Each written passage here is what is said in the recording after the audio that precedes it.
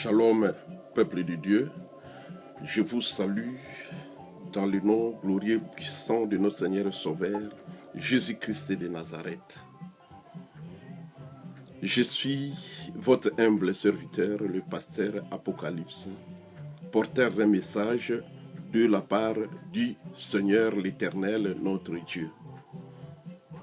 Voilà, avant de commencer avec le message, je voudrais d'abord commencer par une courte prière. Éternel des armées, nous bénissons ta présence en ce lieu. Nous te rendons grâce à notre Dieu et nous recommandons ces messages entre tes saintes mains pour que tu puisses toi-même convaincre ton peuple. Car c'est ta parole. Et la Bible nous déclare que toute écriture est utile pour enseigner. Toute écriture est inspirée de Dieu plutôt. Et utile pour enseigner, pour convaincre, pour corriger, ainsi que pour instruire dans la justice. Que cela soit ainsi pour cette parole que, Seigneur de gloire, tous mes bien-aimés vont suivre aujourd'hui. Voilà pourquoi, Seigneur, bénis le message, bénis aussi les messagers, ainsi que tous ceux qui vont suivre ces messages au nom glorieux et puissant de notre Seigneur et Sauveur Jésus-Christ sans arrêt. Amen. Sans plus tarder, bien-aimés, je commence d'abord par les thèmes. Le thème de mon message, c'est le mystère du salut de l'homme. Je vais parler sur le mystère du salut de l'homme. Le mystère, c'est quoi? Je commence d'abord par le mot mystère. Mystère veut dire que une vérité cachée par Dieu qu'il révèle à l'homme. Donc, c'est une vérité que Dieu avait cachée. Voilà pourquoi il avait dit à Jérémie 33:3 que invoque-moi et je te répondrai. Je t'annoncerai des grandes choses, des choses cachées que tu ne connais point. C'est ça les choses cachées qu'on appelle le mystère. Voilà. Donc ici, il s'agit de salut de l'homme, notre salut. Les secrets de ces mystères se trouvent cachés sur la rédemption. C'est là où se trouvent les secrets du salut de l'homme, sur la rédemption. La rédemption qui signifie la délivrance par le paiement d'un prix. Donc, la délivrance par le paiement de rançon, si vous voulez. Il faut payer d'abord les rançons. Les rançons, c'est le prix à payer. Car, à l'ancien temps, on avait l'habitude de vendre, par exemple, des hommes. Quand on te vend, tu deviens esclave de celui qui achète. Et puis, celui qui vend, s'il veut venir encore te récupérer, il doit te racheter. Voilà, c'est ça. Il faut qu'il te rachète. Il faut qu'il verse un rançon pour ta délivrance. Donc pour te récupérer. C'est cette rançon-là que je suis en train de parler. Donc, il doit verser normalement une rançon. C'est-à-dire qu'un prix pour qu'il puisse te récupérer. Ensuite, qu'est-ce qui va se passer? Après avoir versé, racheté, il te récupère et tu reviens encore à lui. Nous aussi, au commencement, nous avons Adam. Adam qui nous avait vendu au serpent. Quand Adam nous avait vendu au serpent, nous étions devenus des esclaves. Donc l'homme était devenu esclave de serpent, qui est le diable. Voilà. Donc, jusqu'à aujourd'hui, l'homme est esclave de diable. L'homme est sauvé moyennant la rédemption. Voilà pourquoi je dis qu'il les secrets de ce mystère se trouvent dans la rédemption. La rédemption de Christ Jésus. Donc, Adam, après avoir commis le péché, il fallait que quelqu'un puisse nous racheter. Mais, dans l'ancien temps, le rachat se faisait par un proche parent. Et ces proches parents-là devraient être un homme irréprochable, sans condamnation, avec un casier judiciaire propre.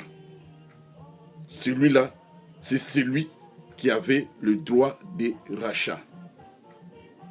Donc, le droit de rachat n'était pas donné à n'importe qui.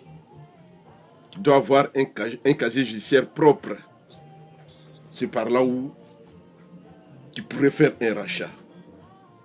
Maintenant, ici, nous avons, quand Adam nous avait vendu, il fallait qu'on nous rachète maintenant. Car nous étions devenus, c'est lui qui portait toute l'humanité en lui. Donc nous tous, nous étions là, dans son corps. Maintenant, pour nous racheter, il fallait un proche parent pour Adam. Mais si on regarde les proches parents d'Adam, la Bible dit que tous ont péché et sont privés de la gloire de Dieu. Donc, il n'y avait personne. Il n'y avait personne. Car la condamnation était en nous tous. Donc la condamnation était dans tous les hommes. Comme tout le monde était condamné, personne ne pouvait nous racheter. Mais Dieu, comme lui, c'est lui qui est le propriétaire de la terre. La terre, l'homme et la terre. Comme l'homme et la terre, il fallait maintenant que les propriétaires de la terre puissent intervenir. Maintenant, qu'est-ce qu'il fallait faire? Il fallait que Dieu lui-même puisse nous délivrer. Comment? Dieu, c'est lui qui était mieux placé, puisque il s'agissait ici de la terre. C'est la terre qui a été vendue au serpent.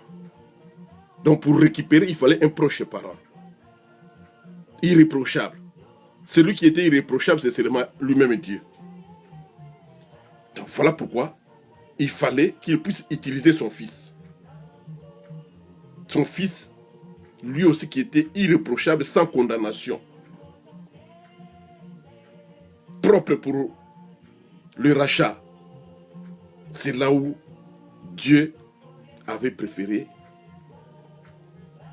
envoyer son fils pour venir payer le prix pour la délivrance de l'homme. Si vous lisez, si vous voulez vous renseigner sur la loi de la terre, ça y est dans le livre de Lévitique chapitre 25, verset 23 à 28. Je voudrais lire ça rapidement au nom de Jésus-Christ de Nazareth. Lévitique chapitre 25, du verset 23 au verset 28. Je vais lire ça au nom de Jésus-Christ de Nazareth.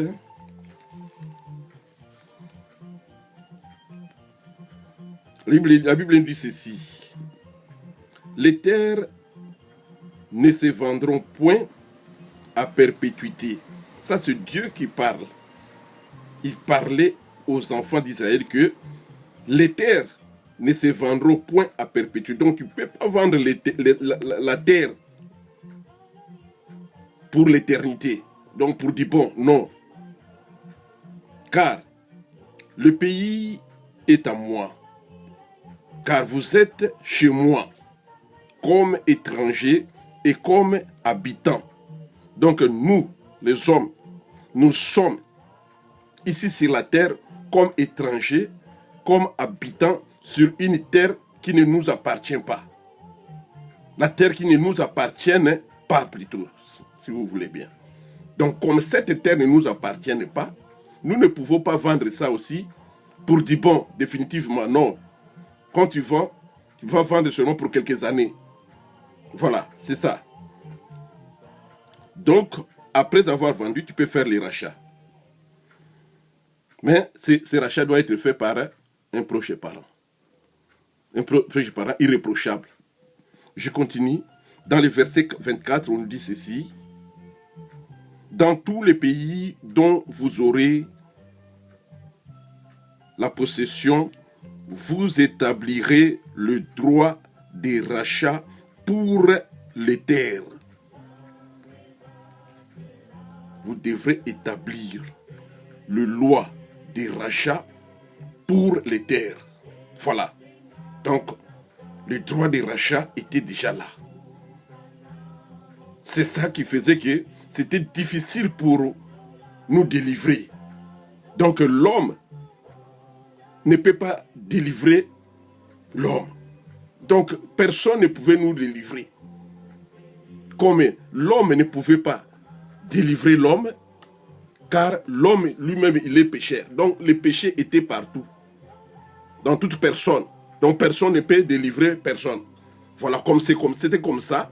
Voilà pourquoi Dieu, comme c'est lui le propriétaire de la terre, il avait pris son fils. Son fils ne pouvait pas venir à l'état de Dieu pour venir nous sauver. Non. Puisqu'il s'agissait d'un problème de l'homme. Ce n'est que l'homme qui peut faire cette délivrance. Je ne sais pas si vous me comprenez. Ce n'est que l'homme qui pouvait faire la délivrance. Disons la délivrance d'Adam. Mais comme il n'y avait pas un homme capable pour faire cette délivrance, voilà pourquoi Dieu avait préféré prendre son fils et lui faire porter le corps de l'homme pour qu'il puisse venir comme l'homme lui et délivrer l'homme qui était condamné. C'est comme ça qu'il était venu pour nous délivrer de la mort, de la condamnation et de la mort qui était en nous. C'est ça, le système que le Père avait utilisé. Sans cela, c'est impossible pour nous. On n'allait pas être sauvés. Mais maintenant, beaucoup de gens ne connaissent pas ces choses. Ils ne connaissent pas ces choses. Voilà pourquoi ils sont devenus comme les opposants de ceux qui connaissent ces choses. Pourquoi? Puisque ils ne croient pas à toutes ces choses. Mais nous qui croyons à ces choses, c'est à nous de leur apprendre ça. Qu'est-ce qui se passe sur cette terre? Car le salut est à la portée de toute personne, sans exception. Mais nous devons comprendre d'abord comment faut-il accéder à ce salut. C'est ça le problème, bien-aimé. Je continue. Je continue d'abord ma lecture. Si ton frère, verset 24, verset 25, si ton frère devient pauvre et vend une portion de sa propriété, celui qui a le droit de rachat, son plus proche parent viendra et achètera ce qui est vendu, ce qui a vendu son frère. Verset 26. Si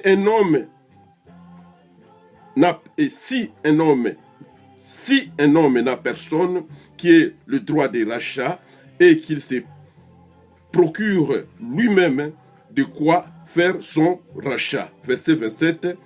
Il comptera les années depuis la vente restituée, le surplus à l'acquéreur et retournera dans sa propriété. Verset 28. S'il ne se trouve pas de quoi lui faire cette restitution, ce qu'il a vendu restera entre les mains de l'acquéreur jusqu'à l'année du jubilé.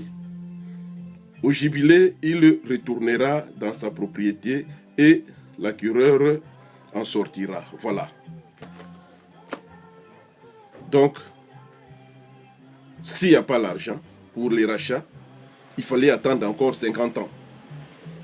Je vais aller un peu rapide puisque j'ai beaucoup de versets qu'il faut lire. Il faut qu'il puisse attendre 50 ans. Après 50 ans, là, il pouvait récupérer maintenant ce qu'il avait vendu. Voilà. Maintenant, je passe rapidement. Je vais un peu rapide puisque il y a trop de textes qu'il faut lire. Nous allons voir maintenant, après cela, qu'est-ce qui s'est passé. Nous allons lire dans le livre de Romains, chapitre 3, verset 21. Romains, chapitre 3, verset 21, en ce qui concerne toujours la rédemption. Romains, chapitre 3, verset 21. Nous dit ceci, je vais lire du verset 21 au verset 31. Romains chapitre 3, du verset 21 au verset 31. La Bible nous dit ceci. Mais maintenant, sans la loi est manifestée la justice de Dieu, à laquelle rendant témoignage la loi et les prophètes.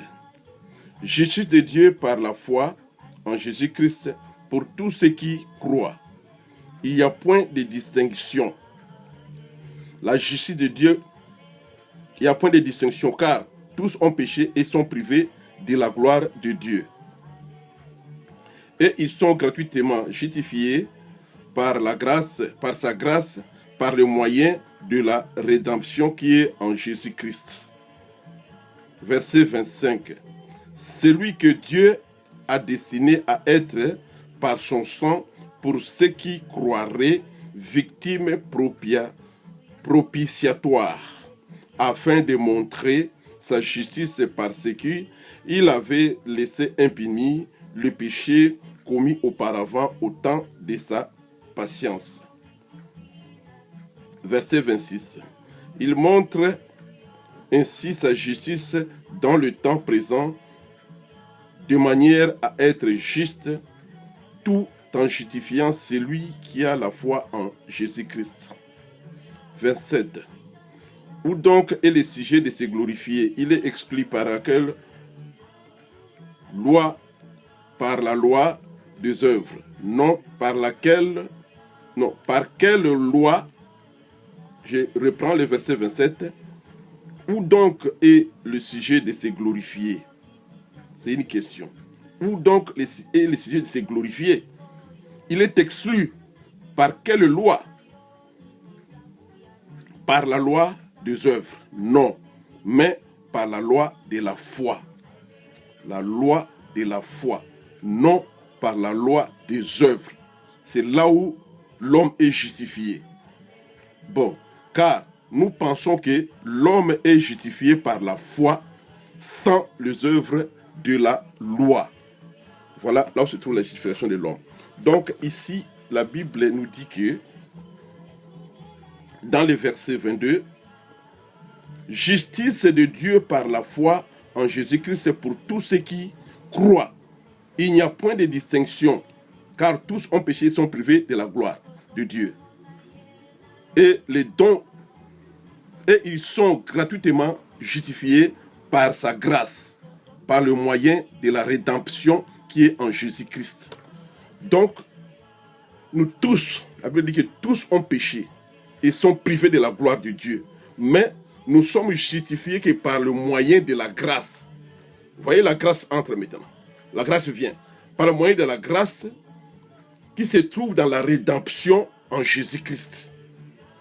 Donc c'est ça qui nous sauve aujourd'hui. La grâce. Nous devons profiter de cette grâce.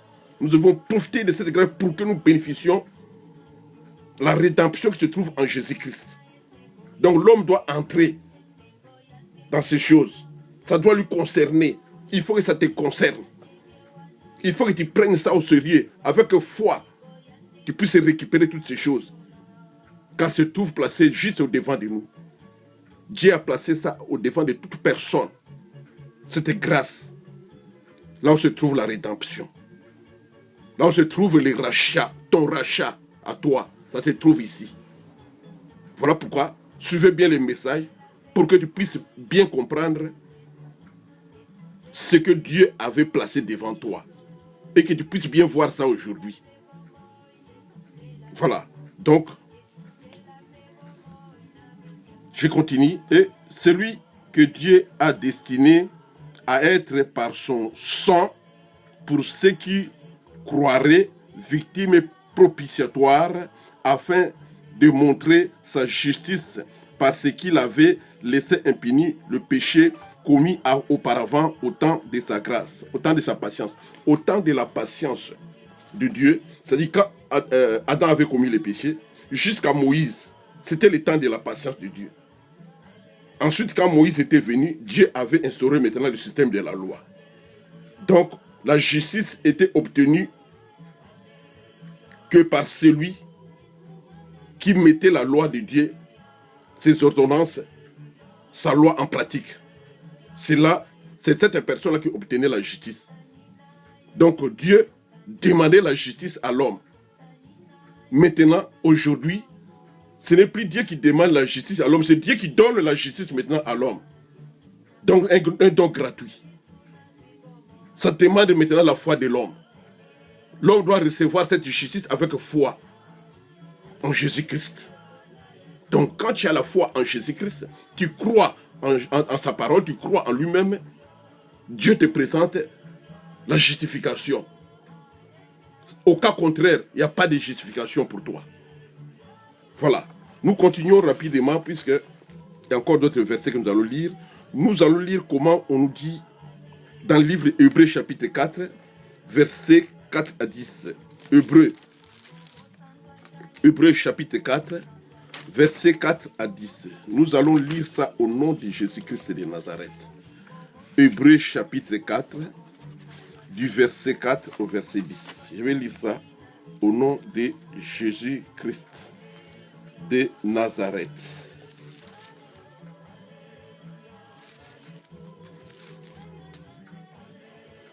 Hébreux chapitre 4, du verset 4 au verset... Hébreux chapitre 10, du verset 4 au verset 10. Hébreux 10, 4 à 10 nous dit ceci. Car il est impossible que les sangs de taureaux et de boucs ôtent les péchés.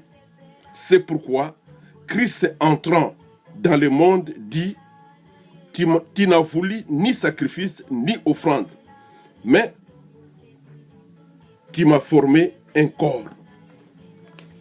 Christ, venu dans le monde, il a dit que Père, qui n'a voulu ni sacrifice ni offrande, voilà pourquoi il m'a fait un corps. C'est ça que je disais là.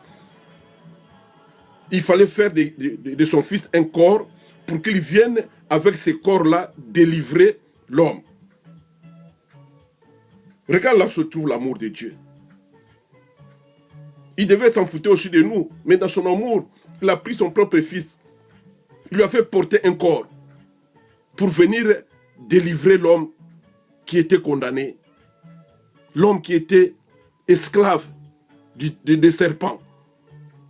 Donc il fallait porter le corps de l'homme et venir comme un homme pour qu'il délivre cet homme. Car sans cela, c'était aussi impossible. Je sais que tout est possible à Dieu, mais ce n'était pas dans la logique des choses, il ne fallait pas que Dieu le fasse de sa manière. Il fallait qu'il passe par cette procédure pour délivrer l'homme. Voilà. Nous continuons. Le verset suivant nous dit ceci. Verset 6. Tu n'as agréé ni holocauste du sacrifice pour le péché. Alors j'ai dit, voici, je viens. Dans les rouleaux du livre, il est question de moi pour faire, ô Dieu, ta volonté.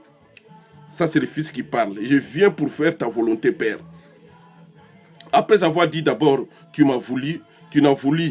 Après avoir dit d'abord, tu n'as voulu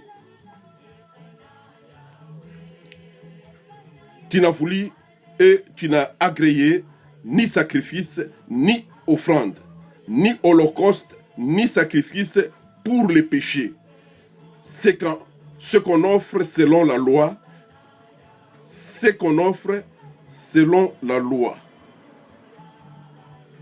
Oui, c'est qu'on offre selon la loi. Ensuite, voici, je viens pour faire ta volonté. Il supprima ainsi la première chose pour établir la seconde. Donc, il supprima la première chose pour établir la seconde. La première chose, les sacrifices lévitiques étaient supprimés pour qu'ils puissent être remplacés par son propre sacrifice. Donc, ce n'est plus le sang de bouc ni de bélier qui pouvait, car le sang de bouc et le sang de bélier ne pouvaient jamais ôter le péché de l'homme. À chaque fois, les sacrificateurs étaient obligés, chaque année, d'entrer dans le lieu très saint pour venir sacrifier les sangs des animaux pour ôter le péché de l'homme. Mais alors que ça pourrait être une fois pour toutes, mais c'était pour chaque année, il faut passer. Chaque année, il faut que les souverains sacrificateurs entrent dans le lieu très saint. Maintenant, lui, Dieu a vu que c'est pas ça. Il fallait que j'envoie son fils, mais quand il est venu, il a supprimé ça pour faire présenter à Dieu mettant son propre sang. Donc son propre sang qui ôte le péché du monde une fois pour toutes. Ce n'est pas comme le sang de bouc ou de bélier que l'ancien lévitique, les sacrifices lévitiques utilisaient là. Donc aujourd'hui, c'est le sang là de Christ Jésus. C'est son sang qui fait aujourd'hui que nous soyons, nos péchés soient ôtés. Voilà. Et je continue. Verset 9. Non, verset 10. C'est en vertu de cette volonté que nous sommes sanctifiés par l'offrande du corps de Jésus-Christ. C'est en vertu de cette volonté de Christ de venir sur la terre que nous sommes aujourd'hui sanctifiés par son offrande. Voilà. Si on nous appelle aujourd'hui les sanctifiés, c'est à cause de cette volonté de Christ. Nul n'était cette volonté de Christ. Personne ne serait sauvé aujourd'hui. Voilà. Voilà. Toi qui ignores Jésus-Christ. Toi qui penses que Jésus-Christ, il est n'importe qui.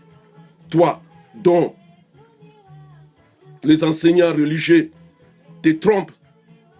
Ils te disent autre chose.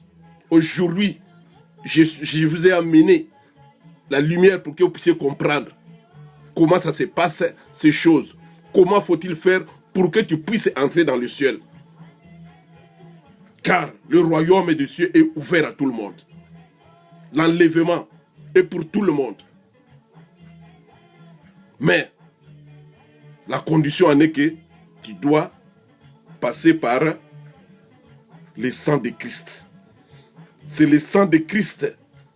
C'est ça qui est comme ton visa pour entrer dans le ciel là. Car sans le sang de Christ, tu ne peux pas passer. Donc le sang de Christ est comme ton passeport pour aller au ciel, pour participer à l'enlèvement. Et le visa, c'est le Saint-Esprit. Si tu n'as pas le Saint-Esprit, tu ne peux pas entrer au ciel. Mais alors que tu peux avoir le visa. Donc tu crois en Dieu, mais tu ne crois pas à son Fils. Ouais, tu crois en Dieu, tu ne crois pas à son Fils. Et tu ne crois pas aussi à la parole. Mais tu crois en Dieu. Même si tu crois en Dieu, tu crois à la parole. Tu dois croire aussi au Fils. Car le Fils, il est le passeport.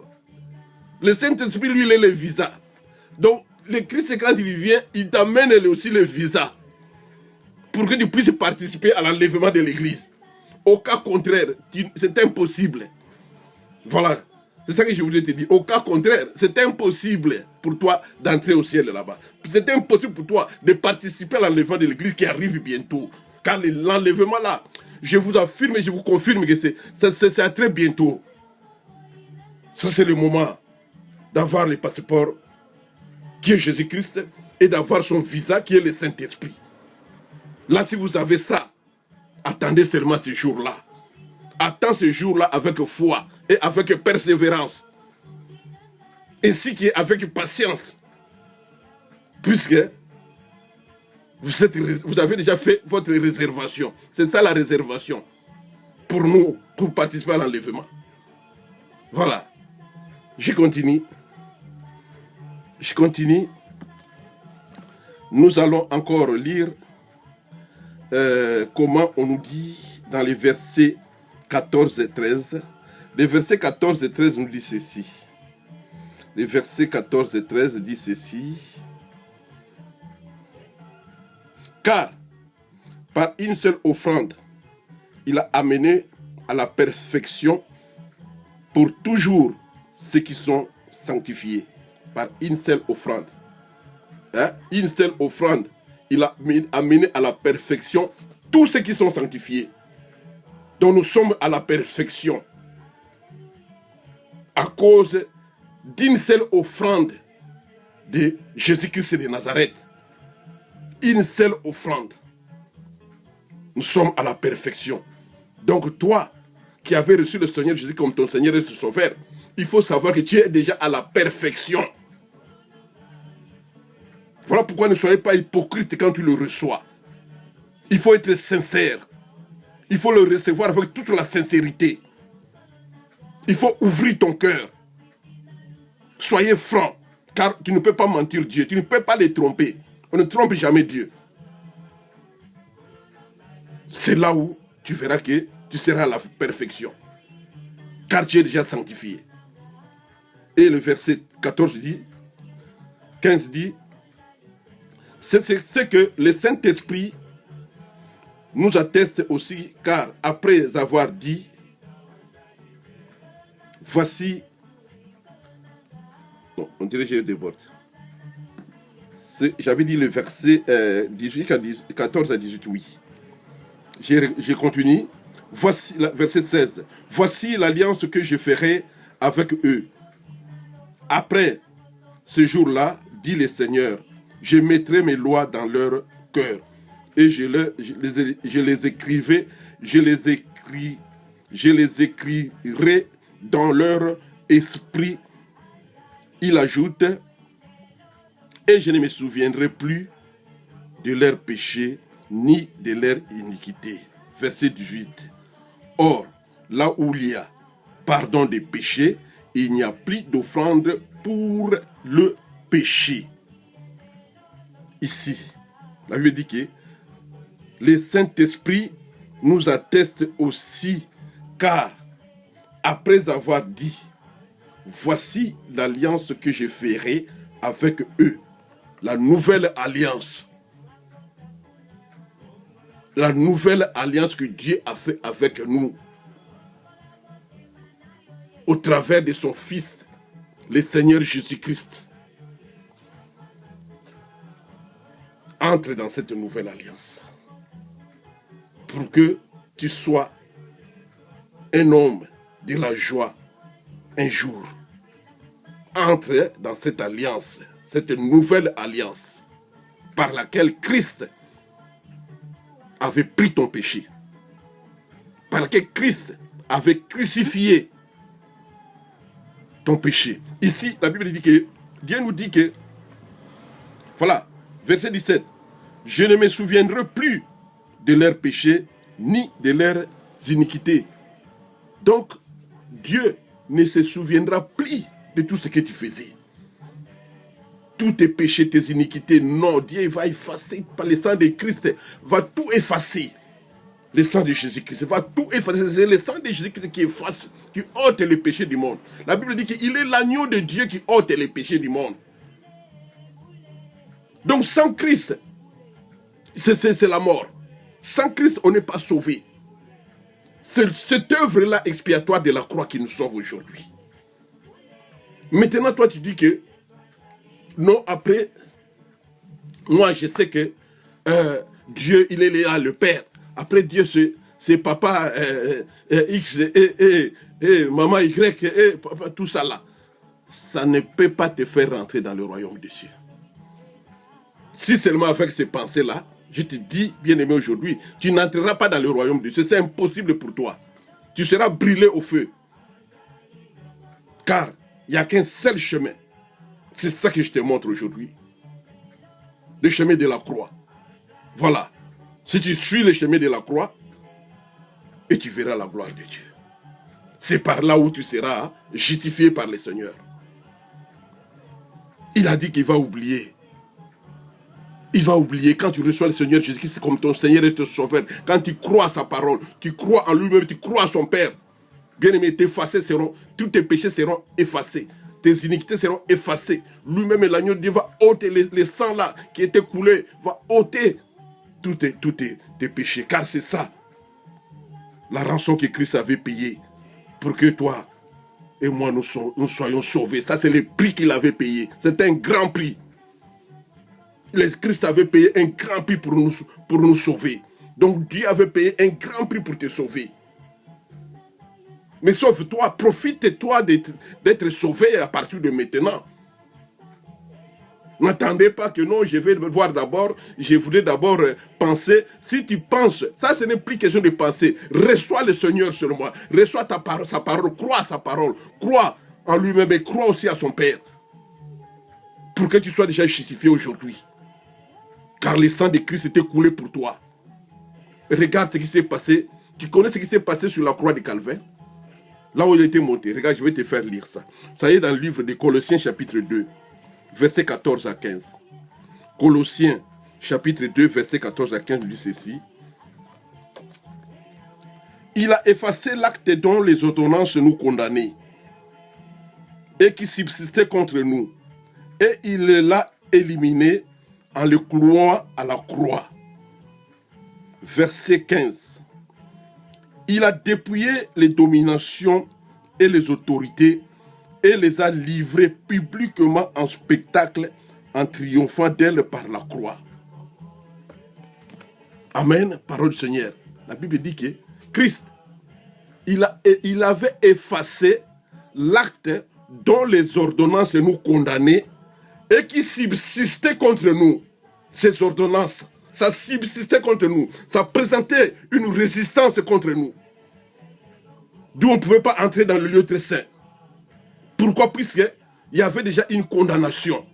Mais maintenant, Christ, quand il est venu, il est monté sur la croix. C'est là où il avait supprimé ça. Vous comprenez? Hein? Il avait effacé ça par son sang. Il avait effacé cet acte-là qui nous condamnait et qui subsistait contre nous. Et il les a cloués sur la croix. Alléluia. Alléluia. Voilà le grand travail que le Seigneur avait déjà effectué pour toi. Il a effacé l'acte dont les ordonnances nous condamnaient et qui subsistait contre nous. Et il l'a éliminé. Il l'a éliminé en le clouant à la croix. Éliminé. Donc ça n'existe plus et ça n'existera plus. C'est éliminé. On ne peut plus parler de la condamnation pour toi. Pourquoi? Puisque Christ avait tout éliminé. Il avait effacé cet acte par son sang qui était versé sur la montagne de Golgotha. Tu n'es plus condamné. Tu es sauvé éternellement. Voilà. Dans le verset 15, il dit que... Qu'est-ce qu'il dit dans le verset 15? Il dit, il a dépouillé les autorités. Il a dépouillé les dominations et les autorités. Donc, toutes les dominations qui étaient sur toi, ainsi que toutes les autorités qui étaient contre toi, il avait tout dépouillé. Il a levé ça, dégagé ça, il a dépouillé ça. Ça n'existe plus. Voilà le travail que Christ avait fait sur la croix pour toi. En dépouillant les dominations et les autorités. Quand les dominations et les autorités sont dépouillées déjà devant toi, regarde comment tu deviens. Tu n'es plus n'importe qui. Car Christ avait tout dépouillé. Et la Bible dit et il les a livrés publiquement en spectacle. Donc c'était devant tout le monde que Christ avait fait ça. Pour toi seulement. Donc il a dépouillé les dominations et les autorités devant tout le monde en public. Et il avait crucifié tout ça sur la croix. Et regarde comment les croyants sont puissants. Regarde comment les croyants sont forts. Regarde comment les croyants sont grands. Très puissants. Aucun esprit ne peut venir troubler ta foi, puisque Christ avait tout dépouillé. Vous comprenez? Il avait dépouillé toutes les dominations. Il avait dépouillé toutes les autorités. Aucune puissance ne peut te faire du mal. Voilà pourquoi il dit dans le livre de Luc, chapitre 10, verset 19, que je vous ai donné le pouvoir de marcher sur le serpent, de marcher sur toute la puissance de l'ennemi, sur les scorpions, et rien ne pourra vous nuire. Pourquoi? Puisqu'il avait tout dépouillé. Vous comprenez?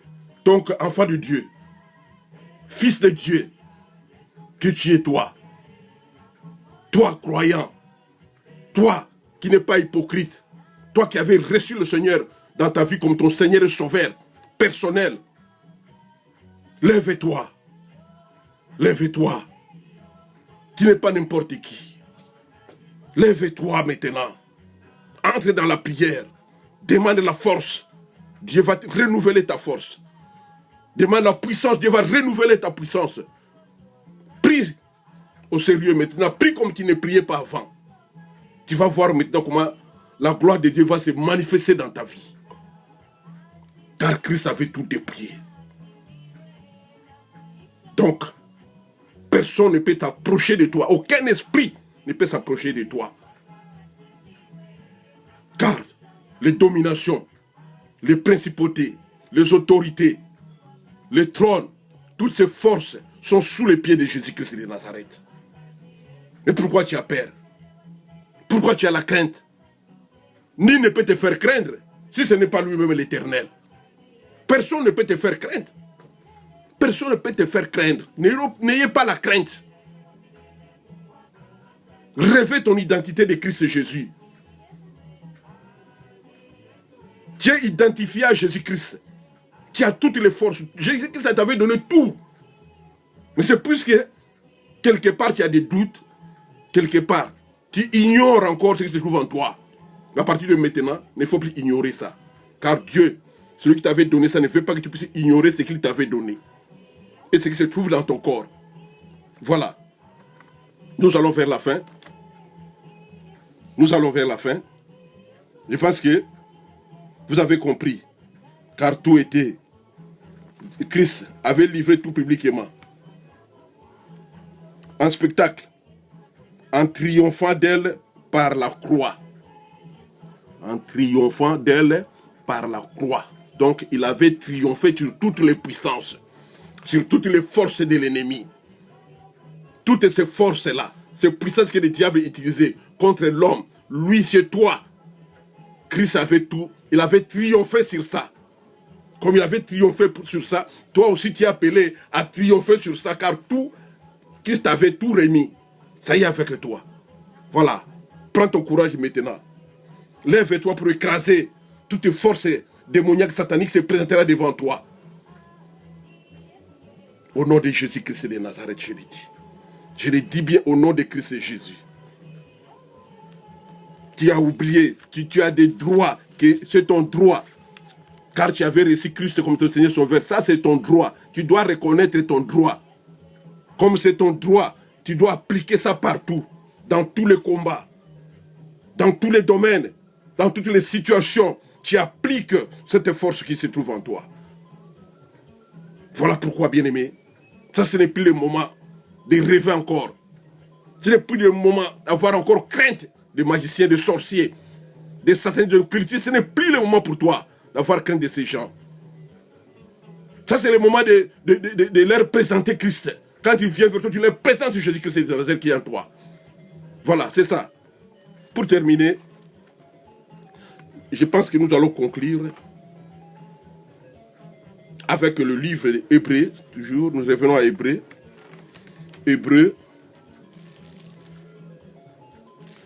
Hébreux chapitre 10, on revient encore au Hébreux chapitre 10. Hébreux chapitre 10, du verset, nous allons lire les versets...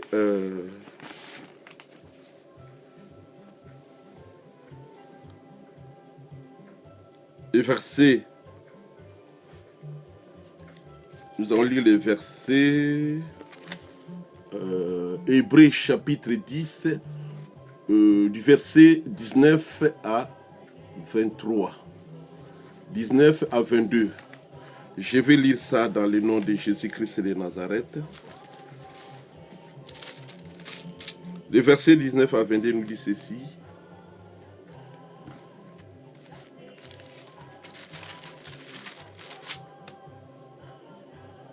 Ainsi donc, frères, nous avons au moyen du sang de Jésus une libre entrée dans le sanctuaire. Nous avons au moyen du sang de Christ une libre entrée dans le sanctuaire, dans le lieu très saint. Nous avons une libre entrée au moyen du sang de Jésus-Christ, je dis bien. Je le répète encore, au moyen du sang de Jésus-Christ. Toi, tu as une libre entrée dans le sanctuaire à partir du sang de Christ Jésus. Voilà. Et verset 20 dit ceci. Par la route nouvelle et vivante qu'il a inaugurée pour nous au travers du voile, c'est-à-dire de sa chair. Par une route nouvelle que Christ avait tracée pour nous au travers de sa chair, de sa voile, la voile qu'il avait déchirée là, le jour de sa crucifixion. Quand il était crucifié là, il y avait le voile qui était déchiré en deux parties, de commencer d'en haut jusqu'en bas. C'est comme ça que la Bible déclare. Et c'est sa chair qui était déchirée. C'est ça qui nous donne l'accès libre sur la route qu'il avait inaugurée pour nous. Cette route-là, c'est ça qui nous amène au ciel. Quand un chrétien est mort, il ne meurt pas, il ne meurt pas, il dort seulement. Quand il dort, il connaît la route que Christ avait tracée pour lui. C'est cette route-là que les chrétiens suivent. Ils vont vers le Père là-bas, vers le sanctuaire. Vous comprenez, je pense. Vous comprenez que Christ avait tracé cette route nouvelle, que les rachetés suivent. Les rachetés, oui, ils suivent cette route nouvelle, tracée par le sang immolé de l'agneau, le sang de Jésus-Christ, qui nous mène jusque devant de Dieu le Père Tout-Puissant, devant son trône. Voilà. Donc les chrétiens ne meurent pas, les chrétiens dorment tellement. Quand ils dorment, la route était déjà tracée par le Seigneur, notre Dieu. Ils suivent seulement cette route pour arriver vers le Père. Je continue. Et nous avons le verset, encore quel verset? Le verset 22, 21. Le verset 20, pardon. Non, 21 nous dit, et nous avons un souverain sacrificateur établi dans la maison de Dieu. Approchons-nous donc avec un corps sincère, un cœur sincère. Nous avons un sacrificateur établi dans la maison de Dieu. Approchons-nous de lui avec un cœur sincère, la sincérité de nos cœurs, de notre cœur. Il faut s'approcher avec un cœur sincère devant le Seigneur. Dans la plénitude de la foi. Tu dois être plein de la foi quand tu t'approches devant le Seigneur. Avec un cœur sincère, plein de foi, un cœur sincère, plein de foi. Car sans la foi, il est impossible pour toi d'accéder. Donc pour toi c'est la foi. Tu dois être rempli de la foi en s'approchant avec un cœur sincère devant le trône de notre Dieu. Voilà, je continue. Dans la plénitude de la foi, le cœur purifié d'une mauvaise conscience et le corps lavé d'une eau pure. Le corps lavé d'une eau pure. L'eau pure, c'est la parole de Dieu qui nous lave. Et le cœur purifié d'une mauvaise conscience. Donc ton cœur doit être purifié, pas la mauvaise conscience ne peut plus demeurer, car le sang de Christ doit purifier ton cœur. Ton cœur doit être pur, sans hypocrisie, sans ironie. Donc tu dois avoir un cœur pur et sincère devant le Seigneur, notre Dieu, et rempli de la foi pleine, une plénitude de la foi. C'est ça que la Bible nous demande. Oh Jésus de Nazareth, tu es bon Seigneur. Oh Jésus, Merci Seigneur Jésus. Ça c'est le verset 22. Nous sommes à la fin. Voilà, bien aimé, nous sommes arrivés à la fin de mon message. Nous savons toutes ces choses, nous avons compris. Car, pour conclure, je vous présente le livre de Romains chapitre 8, verset 1 à 2. Romains chapitre 8, verset 1 à 2 qui nous dit qu'il n'y a donc maintenant aucune condamnation pour ceux qui sont en Jésus-Christ. C'est comme ça que la Bible dit. Il n'y a donc maintenant aucune condamnation. Il n'y a plus aucune condamnation pour toi qui est en Jésus-Christ. Il n'y a plus aucune condamnation pour tous ceux qui sont en Jésus-Christ. En effet, la Bible dit, en effet, la loi de l'esprit de vie en Christ, la loi de l'esprit de vie en Christ, la loi de l'esprit de vie qui se trouve en Jésus-Christ, m'a affranchi de la loi du péché et de la mort. Il faut dire comme ça. Toi-même, tu peux dire ça aussi chez toi. Hein? La loi de la vie en Jésus-Christ t'a affranchi de la loi de la condamnation et de la mort. T'a affranchi de la loi du péché et de la mort. La loi de l'esprit de vie qui est en Jésus-Christ t'a affranchi de la loi du péché et de la mort. Donc tu es déjà affranchi. Voilà. Je pense que je vais m'arrêter par là. Je suis convaincu que tu as compris le message. Alors, lève-toi. Marche comme un guerrier. Marche maintenant avec ta victoire. Car tu as déjà triomphé sur toute la puissance de l'ennemi. Christ avait triomphé sur leur force, leur puissance, leur domination, les autorités. Et il t'a remis cette triomphe. Il t'a remis la victoire. Tu as la victoire entre tes saintes mains. Tu as la victoire entre tes mains. Tes mains sont saintes puisqu'il y a le Saint-Esprit en toi. Voilà. Bien-aimés dans le Seigneur, je pense que je vais arrêter par là. Vous avez compris le message. Que personne ne vous embrouille encore. Toi, qui n'as pas encore reçu le Seigneur, tu as vu maintenant l'opportunité pour toi. Comment faut-il accéder à ton salut? Donc, lève-toi ou mets-toi à genoux là où je vais prier pour toi pour que tu puisses accéder à ton salut. Pour qu'un jour, tu sois ensemble avec nous à côté de Christ. Voilà. Le souci de Christ et que toi, tu sois sauvé au travers de ces messages. Que ces messages puissent te révolter là où tu es. Si on ne te présente pas Jésus-Christ là où tu es, regarde le message. Tu peux bien relire ça chez toi, dans ta maison. Tu peux ouvrir ta Bible, tu lis tranquillement et tu vas peut-être bien comprendre. Je vais prier pour toi. Je vais prier pour toi. Seigneur éternel, Père, je recommande ton fils, ta fille, entre tes saintes mains. Pour que, Seigneur de gloire, tu puisses, Seigneur Jésus, à partir de ce message, lui délivrer. Pour que tu puisses, Seigneur de gloire, à partir de ce message, lui recevoir. Car il a cru en ta parole. Il a cru que c'est toi qui es le Rédempteur. Il a cru que c'est toi qui détiens son salut. Voilà pourquoi il s'est agenouillé. Pour que tu puisses lui pardonner. Pardonne-lui de tout ce qu'il faisait, Seigneur Jésus. Car il était à l'état d'ignorance. Maintenant, il a écouté ta parole. Il a compris, il a accepté ta parole.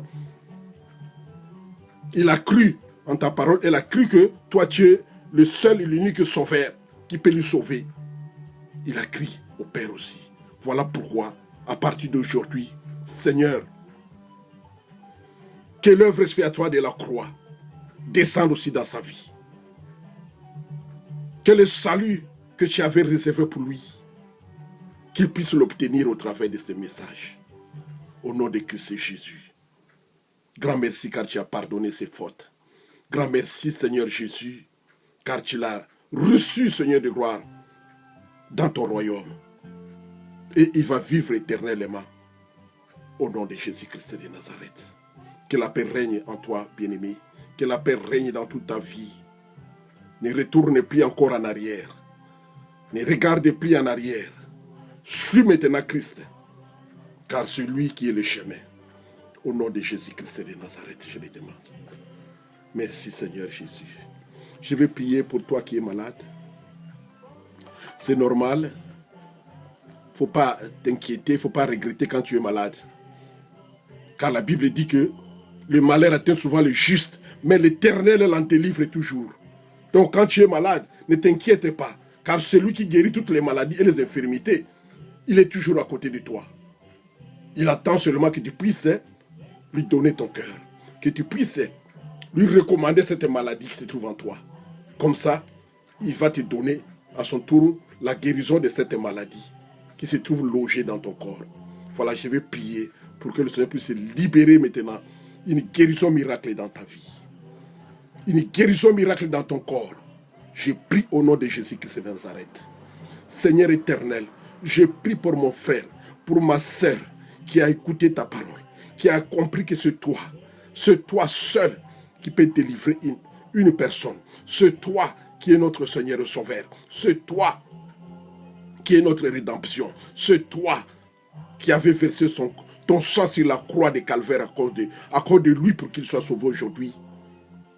Toi qui détiens la guérison de toutes les maladies et les infirmités, descends maintenant la guérison de toutes les maladies et des infirmités qui se trouvent entre tes saintes mains dans le corps de ses frères. Frère, sois guéri au nom de Jésus-Christ de Nazareth. Ma sœur, reçois ta guérison. Reçois ta guérison. Reçois ta guérison avec foi. Reçois ta guérison avec foi.